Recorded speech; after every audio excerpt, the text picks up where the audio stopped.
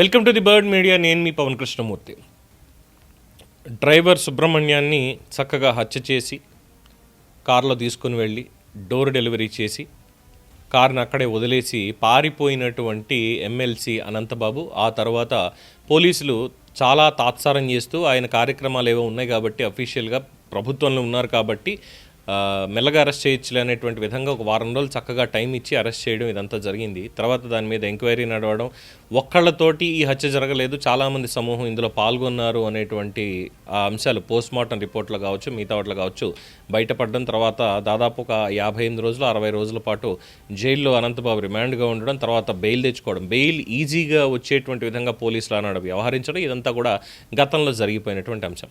So కూటమి ప్రభుత్వం అధికారంలోకి వచ్చిన తర్వాత మళ్ళీ దాని మీద ఒక ఎస్ఐటి ఫామ్ చేసి ఓవరాల్గా ఏం జరిగింది, ఎవరెవరు ఇందులో ఉన్నారు, ఎందుకంటే అనంతబాబు చాలా సింపుల్గా నేనే హత్య చేశాను అని ఒక స్టేట్మెంట్ ఇచ్చి ఇంకా ఇందులో విచారణ అవసరం లేదు అని చెప్పేసి, అంటే ఎవరిని దీంట్లో కాపాడడం కోసం అని చెప్పి ఆ రోజు చేశారో తెలియదు. అలాగే దీనికి సంబంధించి అనంతబాబుకి సంబంధించినటువంటి దాంట్లో కాకినాడలో ఆ రోజు ఉన్నటువంటి ప్రజాప్రతినిధులు ఎవరెవరున్నారు, విజయవాడ నుంచి హుటాహుటని ఎలా వెళ్ళారు, ఇలాంటి వివరాలన్నీ కూడా చాలా క్షుణ్ణంగా పరిశీలించాల్సినటువంటి అవసరం దాంట్లో వచ్చింది.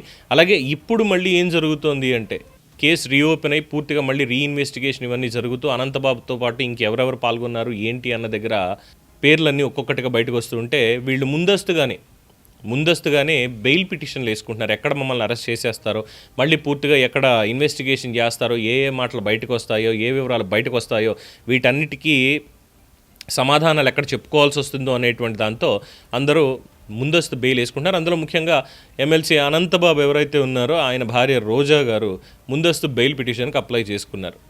ఎందుకు అంటే ఎంఆర్ఓ ఆఫీస్లో ఆవిడ కుల ధృవీకరణ పత్రానికి సంబంధించి లేదంటే ఇతరత్ర ఉన్నటువంటి వివరాలు వీటిని కనుక్కోవడానికి ఎస్ఐటి అధికారులు అడగడమే కారణమైంది. ఎంఆర్ఓ ఆఫీస్ నుంచి ఈ వివరాలన్నీ కూడా ఎమ్మెల్సీ అనంతబాబు క్యాంపుకి చేరిపోవడం, ఇమ్మీడియట్గా ముందస్తు చర్యల్లో భాగంగా ఈ బెయిల్కి సంబంధించి అప్లికేషన్ పెట్టుకోవడం, ఇదంతా అయిపోయింది. అలాగే ఇందులో మొత్తం అంతా కూడా కాల్ రికార్డింగ్స్, ఈ కాల్కి సంబంధించినటువంటి టెక్నికల్ డేటా ఇవన్నీ కూడా బయటికి రావడంతో ఎవరి జాతకాలు ఇంకా బయటపడబోతున్నాయి అనేటువంటి ఒక ఉత్కంఠ కూడా దీని మీద నెలకొంది.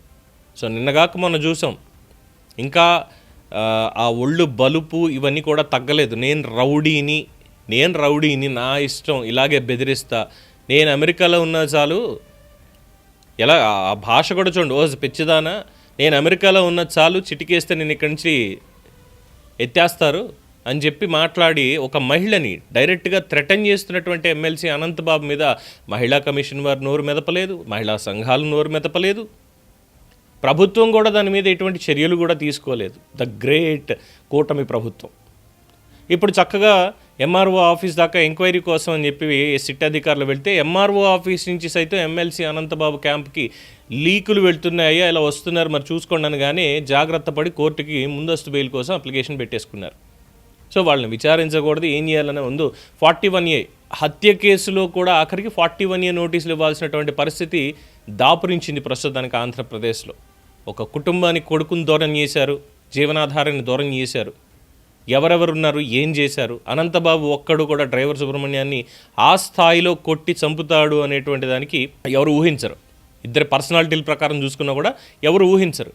కానీ అనంతబాబు చెప్పేశాడు, నేను ఒక్కడనే చేశాను, ఇంకా ఇందులో విచారణ అవసరం లేదు అని. అంటే మిగతా వాళ్ళందరినీ కూడా కాపాడాలన్నటువంటి దాంతో, అలాగే అధికారంలో మనమే ఉన్నాం కాబట్టి మనెవడేం చేస్తాడులే, అవసరమైతే ఏదన్నా మనం అడ్డం పెట్టుకొచ్చని తన రౌడీజాన్ని ప్రదర్శిస్తూ వస్తున్నాడు. కానీ కూటమి ప్రభుత్వం అతని మీద ఎటువంటి చర్యలు కూడా తీసుకోవడానికి ముందుకు వెళ్ళడం లేదు. కేవలం సిట్ వాళ్ళు ఏదో విచారణ చెయ్యాలి అనేటువంటి పాయింట్ వెళ్తున్నారు అంతే. అండ్ రెండో జోక్ ఏంటంటే పోలీసులు ఇన్వెస్టిగేషన్ చేసి ఏదైనా కేసు జరిగింది, ఒక నేరం ఏదైనా జరిగింది అన్నప్పుడు ఇన్వెస్టిగేషన్ చేసి దానికి సంబంధించినటువంటి పూర్తి వివరాలు వాళ్ళు నోట్ చేయాలి. కానీ హ్యాపీగా కూర్చుని, మరి ఆయన ఇచ్చిన టీ తాగారో బిస్కెట్లు తిన్నారో తెలియదు, ఆ రోజు అనంతబాబు ఏది చెప్తే అది మాత్రమే రాసుకొని కేసుని పక్కన పెట్టేశారు. సో అనంతబాబు లొంగిపోయిన తర్వాత రాజభోగాలు జైల్లో అనుభవించాడు చక్కగా, అన్ని రకాల సకల సౌకర్యాలు ఆయనకి అందజేయడం జరిగింది.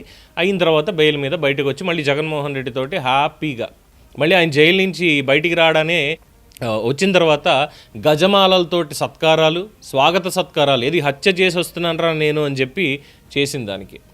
ఏమైనా ఒక టెర్రరిస్ట్ని చంపాడా పోనీ లేదు, తన దగ్గర పనిచేసేటువంటి ఒక డ్రైవర్ని కారణాలు ఏంటి, ఏమేమి ఉన్నాయి ఇందులో, అనంతబాబుకి సంబంధించినటువంటి రహస్యాలు, డ్రైవర్ సుబ్రహ్మణ్యంకి ఏం తెలుసు, వాళ్ళ కుటుంబానికి సంబంధించినటువంటి రహస్యాలు ఏం తెలుసు, ఇవన్నీ బయటకు వస్తే ఏమవుతుంది అని భయపడ్డారో ఏంటో తెలీదు.